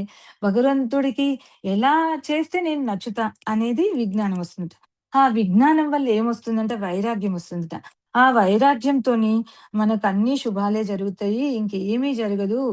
జీవితాంతం భగవంతుడి యొక్క ఆరాధనలో ఉండిపోతాము అని జెప్పేసి ఈ ఒక్ ఇది ఈ శ్లోకంలో ఇదొక చిన్నది చెప్పారు. తర్వాత ఇంకా ఏం చెప్తున్నారంటే శిశువులను చంపడమే ఆమె వృత్తి. ఏంటి ఇది ఈ పూతన యొక్క వృత్తి ఏంటి? శత్రువులను చంపడమే ఆమె వృత్తి. హ్మ్. అయితే భగవంతుడిని అయితే భగవంతుడే ప్రేరేపించినాడు అని చెప్తున్నారన్నట్టు. నేను ముందు చెప్పాను కదా! వేరే పిల్లల్ని చంపకుండా డైరెక్ట్‌గా నందమహారాజు గృహంలోకి వచ్చేసిందంట. అలాగే పూతన బాలగ్రాహి అని అని శుకదేవ గోస్వామి అంటున్నారు. బాలగ్రాహి అంటే బాలబాలికలను చంపే అమ్మాయి గదా! అని. అలాగే కృష్ణుడికి గూడా ఇంకొక నేమ్ ఇచ్చారంట. అసత్ అంతకం. అంటే ఈ పూతనలో ఉన్న ఆహ్, ఆహ్, ఏంటి అజ్ఞానం, అసత్ అది తీసేవాడు అని జెప్పేసి అసత్ అంతకం అని జెప్పి చెప్తున్నారన్నట్టు. ఇక్కడ ఇక్కడ బాలుడి గదిలోకి వచ్చేసింది. ఆహ్, ఈ అని వచ్చేసి ఆమె లోపటికి వచ్చగానే ఆమెకేం అర్థమైందటంట తెలుసా? ఈయన రాక్షసాంతకుడైన భగవంతుడు. ఈ బాలుడు సామాన్యుడు కాదు అని అర్థమైపోయిందంట. అంటే ఆమెకి తెలిసిపోయింది అట్లా. అయితే ఈ సర్వాంతర్యామి అయిన శ్రీకృష్ణ భగవానుడిని పూతన తన ఒడిలోకి తీసేసుకుంది. పూతన తన ఒడిలోకి తీసేసుకొని అదే తన ల్యాప్ మీద తన అంటే తొడల మీద కూర్చోబెట్టుకుందంట. కూర్చోబెట్టుకొని ఆహ్, కూర్చోబెట్టుకున్నప్పుడు ఏమనుకుంటుందంటే ఆమె ఒక పెద్ద పామును అంటే మనకనిపిస్తుంది. అంటే పెద్ద పాముని తన ఒడిలో కూర్చోబెట్టుకుంది. ఆమె ఏమనుకుంటుంది పూతన నార్మల్‌గా ఒక బాలుడని అనుకుంటుంది. ఒడిలో పెట్టేసుకుంది. కానీ ఈ పాము ఎలా తనని చంపేస్తుందని తనకు తెలీదు కదా! అంటే ఏంటి ఆహ్, ఓహ్! తేనె పూసిన కత్తిలాగా భగవంతుడు ఉన్నాడా అంటే, మన కొరకు కాదు ఈ విషయాలు చెప్పేది ఆమె విషయంలా. అలా అలా ఉన్నాడు అని జెప్పేసి చెప్తున్నాడు. అదే పూతన ఒళ్ళో పెట్టుకోంగానే భగవంతుడిని ఒళ్ళో పెట్టుకొని ఆయన కళ్ళు మూసేసుకున్నాడంట. కళ్ళు మూసేసుకుంటే ఇక్కడ భగవంతుడు ఎందుకు కళ్ళు మూసుకున్నాడు అని చెప్పడానికి చాలా, చాలా కొందరు 20 అన్నారు, కొందరు 30 అన్నారు, కొందరు 7 అన్నారు. అంటే వాళ్ళ ఆలోచనలు ఎలా ఉన్నాయి అని చెప్పడానికి కొన్ని నేనిక్కడ చెప్తున్నాను. భగవంతుడు అనుకున్నాడంట ఆహ్, ఏమని అనుకున్నాడంటే మహిళలను చంపడానికొచ్చింది ఈ అమ్మాయి. నేను ఈమెను అది రామావతారంలో గూడా అంటే అంటే ఈ అమ్మాయి మహిళ గదా! వచ్చింది. రామావతారంలో గూడా ఫస్ట్ మహిళనే చంపుతాడంట. ఎవరు? తాటకిని. మళ్ళీ ఇక్కడ గూడా నేను ఈమెను చంపాలా? ఫస్ట్ నేనొచ్చి 6 రోజులైతుంది. ఈమెనే నేను మొదలుపెట్టాలా? తండ్రి వద్దు అని జెప్పేసి ఆయన కళ్ళు మూసుకున్నాడని మళ్ళొకరంటారు. అలా కాదు భగవంతుడు ఆలోచిస్తున్నాడు. ఆమెను చూస్తే నాకెక్కడ దయొచ్చేస్తదో, ఎక్కడ దయతోని నువ్వు నేను చంపను ఎళ్ళిపో అని జెప్పేసి అంటానేమో అని జెప్పేసి కళ్ళు మూసుకున్నాడంట. ఇంకొందరు ఆచార్యులు అంటారట ఆమె మీద కోపంతో కళ్ళు తెరవగానే భస్మమైపోతే యశోదమాత అంట ఎక్కడ భయపడిపోతదో అని జెప్పేసి కళ్ళు మూసుకున్నారంట. ఇంకేమంటారంటే ఈమె నన్ను చంపడానికొచ్చింది గదా! అయితే ఈ విషము నేను కాదు తీసుకోవాల్సింది శివుడు గదా! అయా శివుడొచ్చి నువ్వొచ్చి తీసుకెళ్ళిపో. ఈ విషం తాగేసేయి. నేను కాదు అని జెప్పేసి అని కళ్ళు మూసుకుంటాడంట. ఇంకొందరు ఏమంటారంటే ఆచార్యులు కృష్ణుడికి యశోద తప్ప ఎవ్వరి ముఖం చూడాలనిపించదట. అందుకొరకని జెప్పేసి ఆహ్, ఆహ్, నేను ఈమె మొహం జూడను అని జెప్పేసి కళ్ళు మూసుకున్నారని జెప్తారు. ఇంకొందరి ఆచార్యులు ఏమంటారట అంటే పూతన లాంటి నటించడానికొచ్చింది కదా! అలాంటి వారి ముఖం నేను చూడలేను అని జెప్పి కళ్ళు మూసుకున్నారంట. ఇంకొందరు ఆచార్యులేమంటారంటే, ఎవరైతే కృష్ణ భక్తులను మానసికంగా బాధపెడతారో, అంటే వైష్ణవులను బాధపెడతారో, అలాంటి వారి ముఖం నేను చూడనని జెప్పేసంటారట. ఈమె వాళ్ళ మదర్‌లాగా వచ్చింది అయితే ఎలా చంపాలి నేను? అమ్మలాగా వచ్చింది. ఈమె నాకు అమ్మ లాంటిదే గదా! అని చెప్పేసి కళ్ళు మూసుకున్నాడంట. ఎవరైతే వైష్ణవులు కారో వారి సాంగత్యం నాకొద్దు. నేను ఈమె సాంగత్యంలో నేనుండను. ఈమెతో నేను ఈమె ఈమె తీసుకుంది నేను చిన్న పిల్లవాడి రూపంలో ఉన్నా. కానీ ఇప్పుడు నేను చేసే స్టేజ్‌లో లేను గదా! కళ్ళు మూసుకొని నేను పక్కకు జరగలేను అని జెప్పేసి కళ్ళు మూసుకుందంట. ఎవరైతే భక్తులను నిందిస్తారో మరియు అసూయతో ఉంటారో అలాంటి వారి మొహం నేను చూడను అని జెప్పి గూడా కళ్ళు మూసుకున్నారంట. ఆహ్, అయితే భగవంతుడు ఇంకా ఆహ్, అంటాడంట అందరూ నా పిల్లలే కదా! ఆమె వైపు చూస్తే ఆహ్, హ్మ్. ఆమె ఆమెనెక్కడ ప్రేమ చేసి, ఆమెనెక్కడ మళ్ళీ ఇంకా వదిలేసి ఇంక నువ్వెళ్ళిపో అని చెప్పేసి ఇక్కడ పాస్ట్ టైమ్ జరగదు గదా మరి భగవంతుడిది అని జెప్పి కళ్ళు మూసుకున్నాడంట. భగవంతుడి 2 కళ్ళు ఇంకేంటంటే భగవంతుడి 2 కళ్ళు ఒకటి సూర్యుడు, చంద్రుడు. అయితే ఈ సూర్య చంద్రులట ఇలాంటి ఘాతకురాలు బ మ మందు మనుషులు పిల్లల్ని పీడించి తినే మనుషురాలను ఘాతకురాలిని మీరు ఉద్ధరిస్తారా? ఇది కరెక్ట్ కాదు. ఆ కళ్ళు సూర్యుడు, చంద్రుడు అయినప్పుడు మేమే కళ్ళు మూసుకుంటాం అని జెప్పేసి అంటున్నారంట ఆ సూర్యచంద్రులు. అందుకొరకని కళ్ళు మూసుకున్నారని జెప్పి చెప్తున్నారన్నట్టు. అయితే ఇంకా ముందుకెళ్ళిపోదాము. అయితే ఇంకా అంటున్నారు హృదయము కఠోరంగాను, క్రూరంగాను ఉంది పూతనది గదా! అంటే ఆమె హృదయం ఇంకా మెత్తపడిపోలేదు. ఆ! లోపల కి అంటే ఇలాంటివి ఉన్నాయి. కానీ బయట ఎలా ఉంది? వాత్సల్య ప్రేమతో ఉంది. అంటే మాతృమూర్తికొచ్చింది కదా! మరి పూతన లోపల పోవడానికి ఆహ్, యశోద లోపలికి పోవడానికి ఎందుకిచ్చారు? ఆహ్, హ్మ్. ఎందుకు ఈ ఎందుకు అనుమతించారు అని చెప్తున్నారు ఈ శ్లోకంలో. ఏంటంటే, యశోద మరియు రోహిణి వాళ్ళట అడ్డు చెప్పలేదట ఎంతకి. ఆ!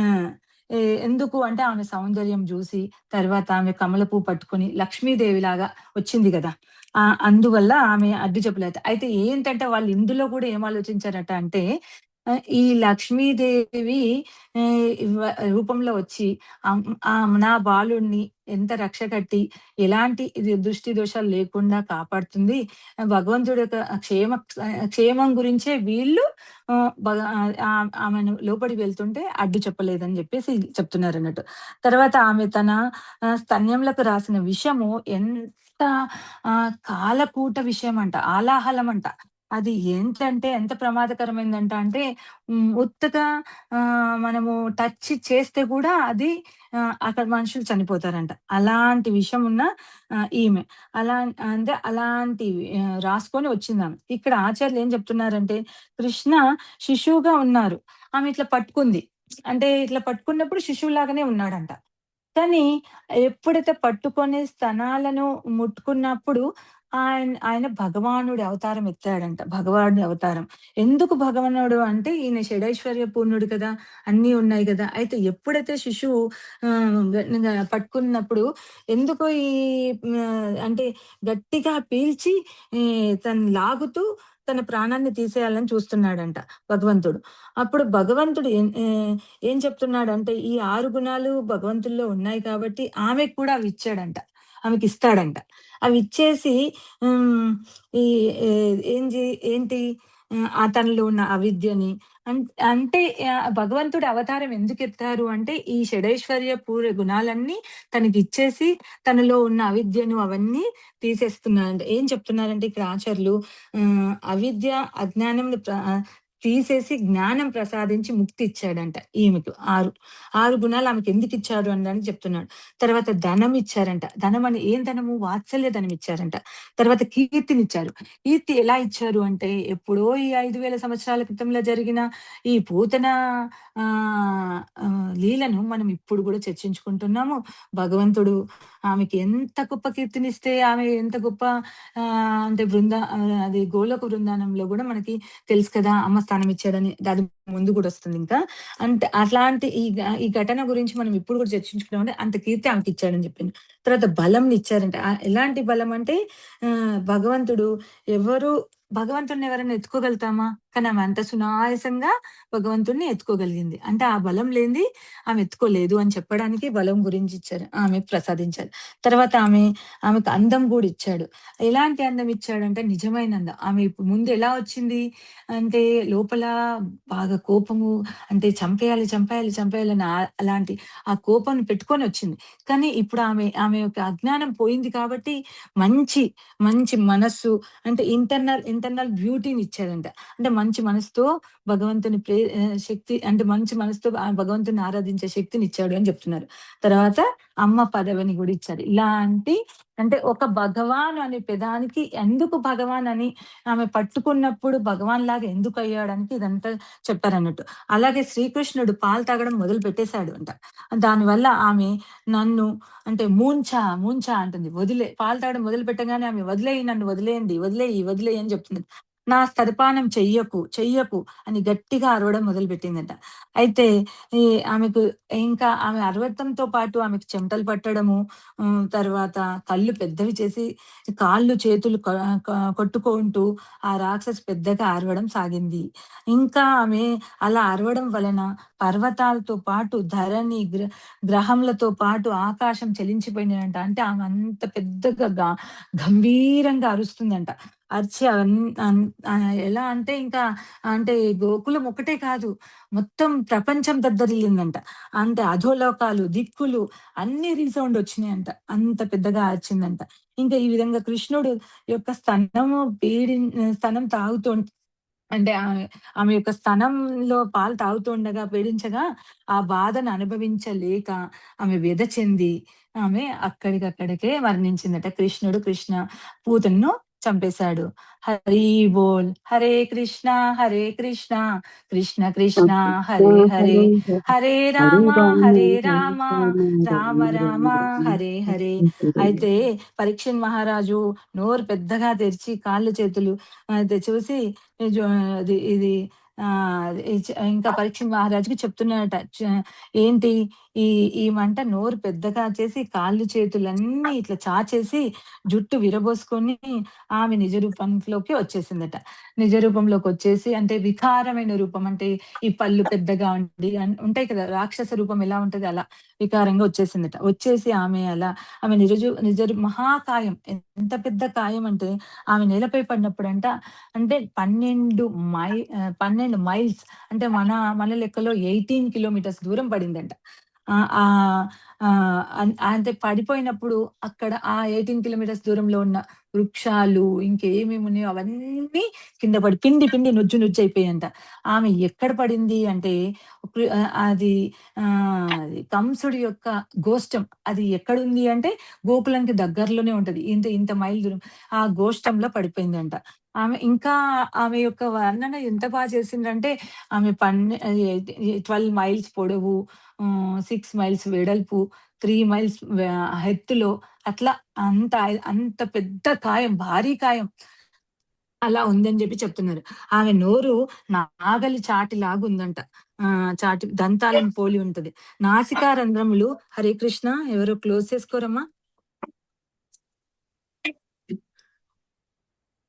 మాతాజీ క్లోజ్ చేసుకోండి. నాసికా రంధ్రము కొండ గుహల్లాగున్నాయంట. ఆమె స్తనములు కొండ శిఖరాల్లాగున్నాయంట. అయితే కింద పడేసే రాళ్ళలాగా ఉన్నాయంట.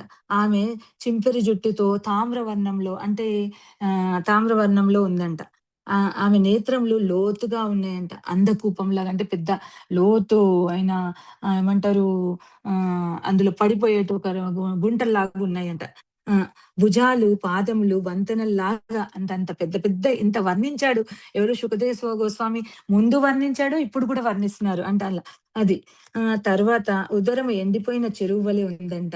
ఆమె అరుపుకు గోపీజనం అంతా హృదయము మరియు శిరములు అదిరిపోయి అంత అంటే ఆమె అంత అరిచింది కదా! వదిలేయి, వదిలేయి ముంచా అని అరిచింది కదా! ఆ అరవడం వల్ల అక్కడున్న గోపి జనాలందరూ భయపడి భీతిల్లి పోయారంట. అయితే ఆ పైన చెప్పిన విధంగా ఆమె నిజ స్వరూపం మీద బాలకృష్ణుడంట మంచిగా 6 రోజుల బాలకృష్ణుడు ఆమె పొట్ట మీద ఆడుకుంటూ ఉన్నాడంట. వక్షస్థలం మీద ఆడుకుంటూ ఉన్నాడంట. ఆమెను తన చిన్ని కాళ్ళతో తన్నుతూ హ్మ్. అంటే అది నోట్లో చేతులు వేళ్ళు పెట్టుకొని అలా ఉన్నాడంట. ఆడుకుంటూ ఉంటుంటే అప్పుడు గోపికలందరూ వచ్చేసి వెంటనే ఈ ఈ రాక్షసి మీద పడి ఉన్న కృష్ణుడిని తీసుకొని ముద్దాడి, ఎత్తుకొని దగ్గర తీసుకొని అదేంటి ముద్దులు చాలా పెట్టారంట. అసలు ఆయనకి ఏమైందో అని ఎంత భయపడిపోతారు కదా!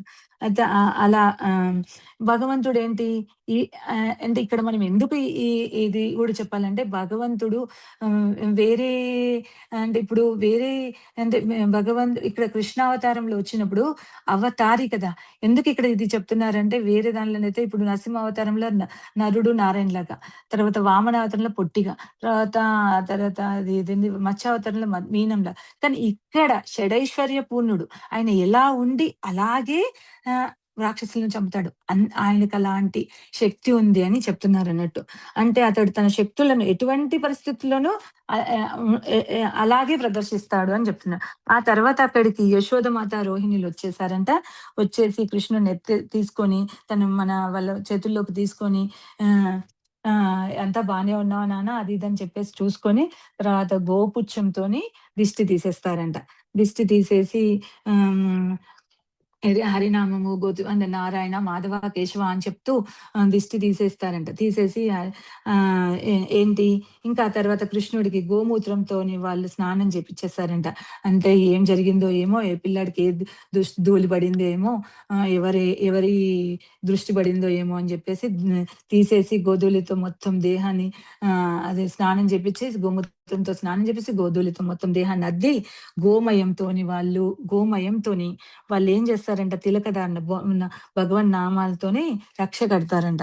అయితే రక్ష కట్టినప్పుడు వాళ్ళు ఫస్ట్ వాళ్ళని శుద్ధి చేసుకున్నారంట. ఫస్ట్ ఏంటి ఆచమనం చేసి అది గోవింద నారాయణ కేశవ, మాధవ, నారాయణ అని చెప్పేసి వాళ్ళు ఆచమనం చేసుకొని మంత్రాలతోని అప్పుడు శుద్ధి మొదలుపెట్టారట. ఏమని శుద్ధి మొదలుపెట్టారంటే గోపికలు ఒక సక్రమమైన పద్ధతిలోనే మంత్రాలను చదువుతున్నారన్నట్టు. రక్ష కట్టారు.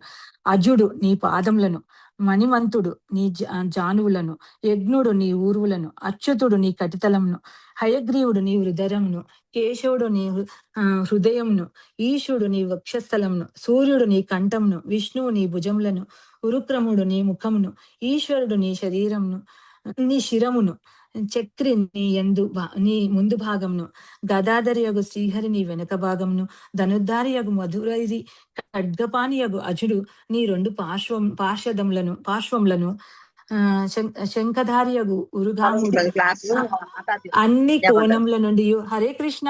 క్లోజ్ చేసుకోండి మాతాజీ. హరే కృష్ణ మాతాజీ. క్లోజ్ చేసుకోండి. శంఖధారి యగు ఉరుగాముడు నీ అన్ని కోణముల నుండి, ఉపేంద్రుడు నీ పైభాగం నుండి, గరుడు భూతలం నుండి ఉన్నంత వైపు, పరమ పురుషుడగు హలధరుడు నలువైపుల నుండి నిన్ను రక్షించుక. హలధరుడు అంటే ఇక్కడ మనం ఏమంటాము? హలధరుడిని అని ఎవరినంటాము?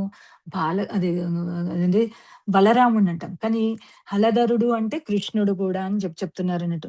వారు మంత్రోచ్చారణ చేస్తున్నారు, ఇలా రక్ష కడుతున్నారు. ఇంకా చెప్తున్నారు అన్నట్టు. ఏమని?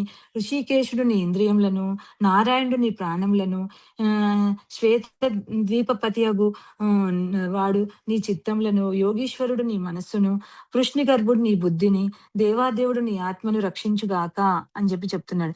ఇంకా నీవు ఆడుకున్నప్పుడు గోవిందుడు, నీవు నిద్రించినప్పుడు మాధవుడు రక్షించుగాక. మరియు నడుచుచున్నప్పుడు వైకుంఠుడు, కూర్చున్నప్పుడు లక్ష్మీపతియగు నారాయణుడు, నీవు ప్రసాదం భోగ తీసుకున్నప్పుడు సర్వగ్రహ వినాశకుడగు యజ్ఞబుక్కు నిన్ను రక్షించుగాక అని వారు మంత్రములతో ఇలా అంటే ఏ ఒక్క మూలను, ఏ ఒక్క చిన్న విషయాన్ని కూడా భగవంతుడని తెలియదు కదా వాళ్ళకి. ఇన్ని రకాలుగా వాళ్ళు రక్ష కట్టారు, భగవంతుని వాటితో సూచించారు. ఇంకా దుష్ట శక్తులు కృష్ణుని దగ్గరకు రాకుండా వారు మంత్రోచ్చరణ చేసి తర్వాత యశోదమాత భగవంతుడైన కృష్ణుడికి స్తన్యపానం చేసి పడుకోబెట్టింది. అదే చేయ మీద పడుకోబెట్టింది. ఆ తర్వాత నందగోపాదులు ఇలా పడుకోబెట్టి ఆమె అలా కొంచెం బయటికి వెళ్ళిందో లేదా నందగోపాదులు మధుర నుండి బృందావనానికి వచ్చారంట. అప్పుడు పూతన మృత శరీరం చూసి ఆశ్చర్యచకితులయ్యారంట. అప్పుడు వసుదేవుడు చెప్పాడు కదా, ఈయన నందుడికి వెంటనే ఈ మృత శరీరం చూడంగానే వసుదేవుడి గురించి ఈయన ఋషా లేకపోతే యోగ్యా అయి ఉండొచ్చు, లేకపోతే ఈయన ఈ యొక్క ఘటన గురించి ముందే ఎలా చెప్తాడు నాకు అని చెప్పేసి అనుకున్నాను. అంటే ఆయనకు కృష్ణుడి యొక్క కొడుకు ఈయన కంసుడు చేసే ఆఘాతాలు అన్ని ఈయనకు తెలియదు కదా, నందగోపుడికి తెలియదు. కానీ వసుదేవుడికి తెలుసు కాబట్టి, కానీ ఈయనకు తెలియదు కాబట్టి ఈయన ఎలా ఊహిస్తున్నాడు. ఆ తర్వాత వ్రజవాసులు పూతన దేహంను గొడ్డళ్లతో నరికి దూరంగా పడేసి ఆ తర్వాత కర్రలను చేర్చి, అది ఒకేసారి జరగలేదంట. పూతన అన్ని మైళ్ళ పొడవులో ఉండేసరికి ఎంతో మంది, కొన్ని వందల మంది, అంటే అన్ని వందల మంది వచ్చి గొడ్డలు పట్టుకొని నరకడము. ఆ నరికిన ముక్కలను వాళ్ళు చేతులతో ముట్టుకోలేదంట, కర్రలతోనే తీసి దహనం చేశారంట. దానికి కూడా ఒక రీజన్ ఉంది. ఎందుకు కర్రలతో ముట్టుకోలేదు అని చెప్తున్నారన్నట్టు. ఆమె శరీరంను ముట్టుకోలేదు. మరియు ఎందుకు అవి కాల్చి చంపేశారంటే ఆమె శరీరాన్ని అంటే భూమిలో ఖననం చేస్తే అందులో వచ్చే అంటే అవి తర్వాత ఆమె శరీరం మీద నుండొచ్చే మొక్కలు అవి విషపూరితమైతాయి. అవి విషపూరితం వల్ల అవి ఏంటి మళ్ళా ఎంతో మందికి అంటే నష్టం వాటిల్తది. అందుకొరకని వాళ్ళంట అవి అది దహనం చేశారంట ఆమె శరీరాన్ని. ఆమె దహనం చేశాము అని చెప్తుంది. పూతన యొక్క స్తన్యపానం చేయడం వలన భగవంతుడు చంపబడ్డాడే కానీ అది ఆమె ఆమె కల్మిషాలన్నీ పోయినాయి కదా! చంపబడడం ఆమెకు భగవంతుడితోనే ఆమె చంపబడింది. కానీ ఆ చంపబడడం వల్ల ఆయన ముట్టుకోవడం వల్ల ఆమె యొక్క ఏమేమైతే ఎన్నెన్ని పాపాలు చేసి, ఎన్ని ఘోరాలు చేసినా అన్నీ వాటిమయమైపోయినాయంట. అందువల్ల ఆమె ఆమె చం చ దహనం చేసినప్పుడట అందులో నుండి సుగంధ ద్రవ్యాల వాసనలొచ్చాయంట. ఆ పొగ నుండి సుగంధ ద్రవ్యాలు వచ్చేసాయని చెప్తున్నారు. గోపికలందరూ ఆ వాసనకు ఏంటి ఇంత రాక్షసి ఇలాంటి వాసనొస్తుందంటే నార్మల్‌గా ఏ ఒక్క జీవికి అంటే నార్మల్ ఎలాంటి పాపం చేయని జీవికి గూడా చనిపోయిన టైంలో అంట ఆహ్, అంటే మంచి స్మెల్స్ ఏమి రావు. ఎందుకంటే ఎందుకు అంటే మనం అందరూ చెప్తారు చనిపోయిన జీవి దగ్గరికెళ్తే వచ్చి స్నానం జేసుకోవాలని, ఎన్నో క్రిమికీటకాలు ఉంటాయని, ఎన్నో అవి ఉంటాయని జెప్తారు. మరి అలాంటిది పూతన శరీరం నుండి అంత గొప్ప వాసనొచ్చింది. ఎందుకు అంటే ఏమంటారంటే భగవంతుడి యొక్క స్పర్శ వల్లనే అది జరిగింది. ఆ వాసన చేరుకుంది అని చెప్తారన్నాడు. అంతే కాకుండా ఆమెకు హరే కృష్ణ మాతాజీస్ హరే కృష్ణ ఎవరు? గో గోవర్ధన్ ప్రభుజీ. గోవర్ధన్ ప్రభుజీ అది క్లోజ్ చేసుకోరా? మ్యూట్ చేసుకోరా? ఇంకా కొంచెమే ఉంది. ఇంకా 5 మినిట్స్ అయితే అయిపోతదండి. అందుకొరకని జెప్పేసి అంతే కాకుండా ఆమెకు గోలోకంలో ధాత్రి ప్లేస్ ఇచ్చాడు భగవంతుడు. ధాత్రి అంటే అమ్మ స్థానాన్ని ఇచ్చారు. అమ్మ స్థానము అంటే ఇక్కడ ఈ చనిపోయిన విధానం గురించి మనము అర్థం చేసుకోవాలి. అంటే నార్మల్‌గా ఇప్పుడు మనము ఎవరమైనా శీల ప్రభుపాద్ అయినా లేకపోతే గురువుగారులైనా భగవంతుడి దగ్గర చేరడానికే మనల్ని అంటే ఒక క్రమ పద్ధతిలో భగవంతుడిని చేరాలంటే మనం అంటే ఒక క్రమశిక్షణతగా సాధన చేస్తూ భగవంతుడి గురించి తెలుసుకొని భగవంతుడిని లాస్ట్ సమయంలో తెలుసుకోవాలని అంటారు. దానికి ఉదాహరణ ఏంటి? మన భరత్ మహారాజ్ గురించి స్టోరీ మీకందరికి తెలుసు. ఆయనే ఎలా జింక గురించి ఆలోచిస్తూ జింకలో ఎళ్ళిపోయాడని. జింకగా తర్వాత జన్మలో జింక అయ్యాడు. తర్వాత మూడో జన్మకు గాని ఆయనకి కానీ ఇక్కడ పూతనకి ఎలా వచ్చింది అని చెప్పేసి ఆచార్యులు చెప్తున్నారు. ఏమిటంటే ఆహ్, భగవంతుడు ఆమె ఎక్కడుంది? బృందావనంలో. భగవంతుడి మీద ఉంది. భగవంతుడి స్పర్శ అంటే భగవంతుడిని కళ్ళలో పెట్టి కళ్ళలో చూస్తుంది. తర్వాత భగవంతుడి బృందావనంలో ఉంది. తర్వాత ఏంటి గోపికలు, గోపబాలులు ఏమంటున్నారంటే ఆ రాక్షసి దగ్గర ఉండేసరికి వాళ్ళందరూ పరిగెత్తుకుంటూ కృష్ణ, కృష్ణ, కృష్ణ ఏంటి ఎలా కృష్ణ, కృష్ణ అని తప్ప ఇంకేమి ఆమె చెవులల్లో కృష్ణనామం వినబడుతుంది. చూస్తుంది కృష్ణుడిని. బృందావనంలో ఉంది. ఈ 3 ఏకకాలంలో జరగడం వల్ల ఆమెకు అంత గొప్ప అంటే గోలోక బృందావనంలో స్థానం వచ్చిందని ఆచార్యులు చెప్తున్నారన్నట్టు. ఆ తర్వాత కృష్ణుడు మృత్యుముఖం నుండి బయటపడడం నాకు ఆనందించి కృష్ణుడిని అంటే ఈ నందగోపుడు వచ్చినంక వాళ్ళు బాగా ఆనందించేసి ఏంటి సంతోషం పడి ఇగ ఒక పెద్ద ఆపద తప్పిపోయింది కృష్ణుడికి అని చెప్పేసి ఇది ఆయనని ముద్దాడి తల నిమురుతారంట. అయితే ఇంకా ఏంటి అంటే ఇక్కడ ఇంకా చిన్న సుఖదేవ్ గోస్వామి పరీక్షిత్ మహారాజ్‌కి చెప్తున్నారంట. పూతన ఇంత గొప్ప అది వచ్చింది అంటే ఇంత గొప్ప స్థానం ఇవ్వడానికి భగవంతుడికి అంటే అనన్య అంటే ఆయనకి ఎలాంటి నిర్హేతుక కరుణ వల్లనే. ఆయనకి ఎప్పుడు ఎవరికైనా ఇవ్వచ్చు. ఆ నిర్హేతుక కరుణ వల్ల జరిగింది అని చెప్తున్నారు. అయితే ఈ పూతన వృత్తాంతం భక్తి శ్రద్ధలతో వింటే భగవంతుడి యందు మనకు కూడా భక్తి కలుగుతుంది. ఆ గోవిందుడి యందు మనసులో ఉన్న ఎవ్వరి పట్ల ఉన్న చెడు ఆలోచనలు అవన్నీ పోతాయంట. తర్వాత గురువు పట్ల భక్తి, గురువు ద్వారా భగవంతుడిని చేరుకోవాలనే అది అది పోతుందట. ఒక సూడో గురువు పూతన వల్ల తప్పు అంటే సూడో గురువు అలాంటి గురువుల దగ్గరికి వెళ్ళకుండా అది గురు పరంపరలో ఉన్న గురువు ద్వారానే వెళ్ళగలుగుతాము అనేది అంటే ఈ పూతన వల్ల మనకు తెలుస్తుంది. హరే కృష్ణ కృష్ణ కృష్ణ హరే హరే, హరే రామ రామ రామ హరే హరే. జై శ్రీల ప్రభుపాద్ కి, శ్రీల బాలగోవింద్ ప్రభుజీకి జై. హరే కృష్ణ మాతాజీ. చాలా బాగా చెప్పారు సంధ్య మాతాజీ. చాలా విషయాలు మాకు తెలియని చాలా చాలా చాలా చెప్పారు. మీరు గురువుని మనసుని గురువు అన్నారు. అది ఫస్ట్ టైం వింటున్నాను. తర్వాత కంసుడు అలా యక్షుడి దగ్గర అలా పుట్టాడు అనేది కూడా ఫస్ట్ టైం వింటున్నా మాతాజీ నేను. చాలా విషయాలు మీరు అసలు నాకు తెలియని విషయాలు చాలా విన్నాను ఇవాళ. చాలా బాగా చెప్పారు మాతాజీ. చాలా ఇవన్నీ నేను నా ఓన్ కాదు, నిత్యసేవుని మాతాజీ దానిలో నుండి తీసుకొని నేను చెప్పాను. నా ఓన్ నేను ఒక్కటి కూడా కాదు, మొత్తం నిత్యసేవుని మాతాజీ తీసుకొని చెప్పాను నేను. ఆవిడ అన్ని మీరు వింటే తనకు తెలుస్తుంది. అందులో నేను ఇంకా ఎన్ని తప్పులు చెప్పానో కూడా తెలుస్తుంది మీకు. పర్లేదు మాతాజీ, బాగా చెప్పారు. హరే కృష్ణ మాతాజీస్ అండ్ ప్రభుజీస్. మీరందరూ ఫీడ్బ్యాక్ ఇవ్వదలుచుకుంటే ప్లీజ్ ప్రొసీడ్ మాతాజీ. హరే కృష్ణ సంధ్య మాతాజీ. హరే కృష్ణ మాతాజీ. మాతాజీ చెప్పినట్టుగా నిజంగా చాలా కొత్త విషయాలు తెలుసుకున్నా నేను కూడా. సో బ్యూటిఫుల్ అంటే so detailed, wonderful Mataji. Janmashtami నిజంగా మాతాజీ నేను నేను అలాంటి అర్హతలేదు. మీలాంటి వాళ్ళ దగ్గర నుండి వినడము, చాలా వెరీ అబ్జర్వింగ్ ఇట్ వాస్. మీరు కథలోకి వెళ్ళిపోయారు. It was very observing. మిమ్మల్ని ఇన్స్పైర్ అయ్యాను మాతాజీ, అంతే. Thank you so much. Thank you Mataji. Prabhuji అన్నట్టు ఎన్నిసార్లు విన్నా వినబుద్ధి అవుతుంది మాతాజీ. లీలలు ఎంత మంది చెప్పినా కూడా అవును, ఎన్నిసార్లు విన్నా కూడా వినాలనిపిస్తుంది. మాతాజీ దండవత్ ప్రణామాలు అందరికి. దండవత్ ప్రణామాలు మాతాజీ. అసలు చాలా అద్భుతంగా ఉంది. నిజమే, చాలా విషయాలు కొత్తగా విన్నాము. అసలు డిఫరెంట్ యాంగిల్లో అన్ని ఆ పూతనకు సంబంధించినవి ఎంత బాగానో చెప్పారు. అయితే మాతాజీ ఇక్కడ మనసే గురువు అయ్యి మనం అంటే మన మనస్సు గైడ్ గురువుగా పూర్తిగా అంటే ఈ ఆమె గురించి పూర్తిగా మన మనస్సు మన చోటు వినిపిస్తది అని అన్నమాట ఇక్కడ అర్థం. అది నిజంగా అద్భుతంగా ఉంది మాతాజీ. నాకైతే అసలు చాలా బాగా చెప్పారు.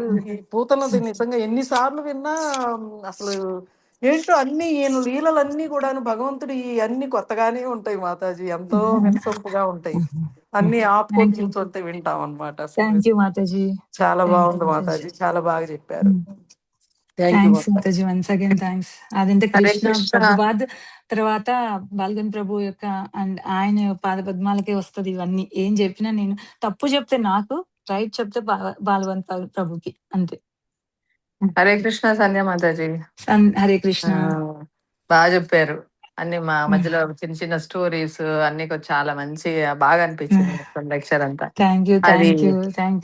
సుఖదేవ్ గోస్వామి యొక్క వృత్తాంతము అది కొద్దిగా కొత్తగా ఉంది. అది కూడా బాగా అనిపించింది. ఇంకొక స్టోరీ కూడా ఉంది, అది మిస్ చేశాను. అందులో సుఖదేవ్ గోస్వామిది అంటే ఒక కల్పంలోనేమో ఈ విధంగా వితిక గర్భం నుండి వచ్చాడంట. ఇంకొక కల్పంలో ఎవరంటే భక్తి వినోద్ ఠాకూర్ గారు చెప్పారంట, ఆత్మారామ్ అనే అతను ఎంతో భక్తి వినోదాతోని గొడవ పెట్టుకోవడానికి వచ్చాడట. ఇదేంటి ఇలా చెప్తున్నావు ఏంటి నువ్వు అంటే, అప్పుడు ఆయన చెప్పాడంట ఏమని అంటే, సుఖదేవ్ అది వ్యాసదేవుడు అంట ఒక ఫలకం మీద అంటే యక్షుని వ్యాసదేవుడు ఒక యక్షురాల్ని చూస్తుందంట. అప్పుడు ఆ ఫలకం మీద నుండి ఒక ఆరణి ఫలకం అనే ఆ ఫలకం మీద నుండి సుఖదేవ్ గోస్వామి వచ్చారని చెప్తాడట. అప్పుడు ఆయనతో గొడవపడి ఇలా కల్పభేదంలో 2 రకాలుగా ఉంది అని చెప్పి చెప్పేసి ఆయనను పంపిస్తాడంట, ఆత్మారామ్ అనే అతను. అది నేను ఒకటి మిస్ చేశా. ఓకే. అయితే భక్తి వినోద్ ఠాకూర్ చెప్పారు. అవును, భక్తి వినోద్ ఠాకూర్ చెప్పారు.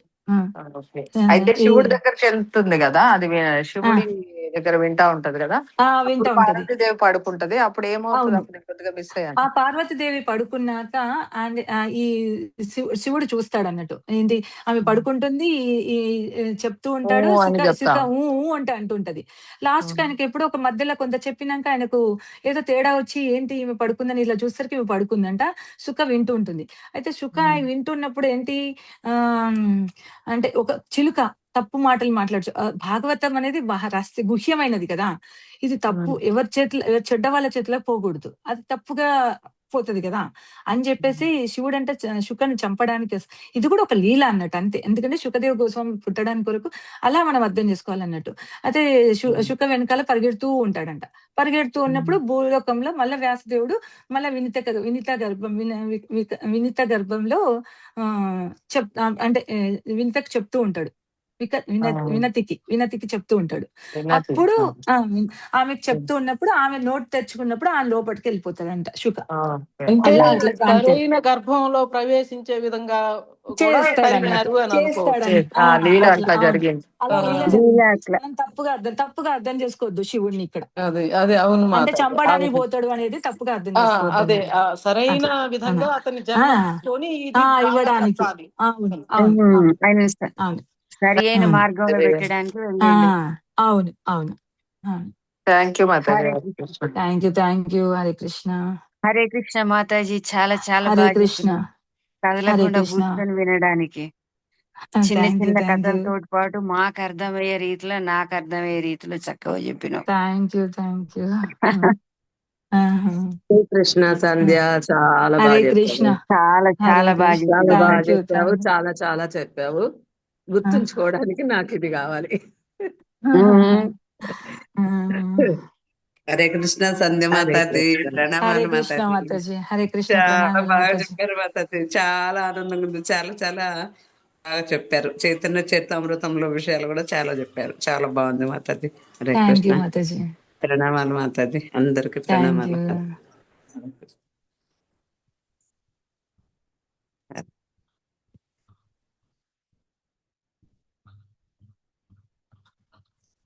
Hare Krishna. Hare Krishna. Prabhuji Hare sir Krishna. Thank you Sandhya Mataji. చాలా బాగా చెప్పారు. Thank you Mataji. మీరు కూడా విన్నారు మాతాజీ. సారీ నన్ను మన్నించండి ఏమైనా తప్పులుంటే. అయ్యో భలే మాతాజీ. చాలా బాగా చెప్పారు.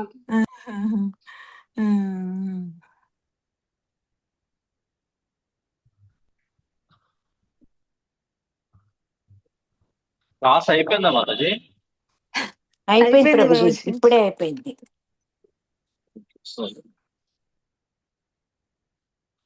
ఇది రికార్డు ఉందా అనమ్మా? రికార్డ్ చేసినవా? చేసినట్టున్నారు. నాకు తెలిసి చేస్తారని అనుకుంటున్నా మరి. హరే కృష్ణ మాతాజీ. మళ్ళీ ఒకసారి హరే వినడం కృష్ణ కోసం. మాతాజీ. ప్రణామాలు. ఫీవర్ మాతాజీ. కొంచెం ఇలా క్లాస్ 8:30కి స్టార్ట్ అయిందా మాతాజీ? 8:30 కరెక్ట్ గా స్టార్ట్ అయింది మాతాజీ. నేను 8:45కు పెట్టాను. సగం కొంచెం అయినాక విన్నాను.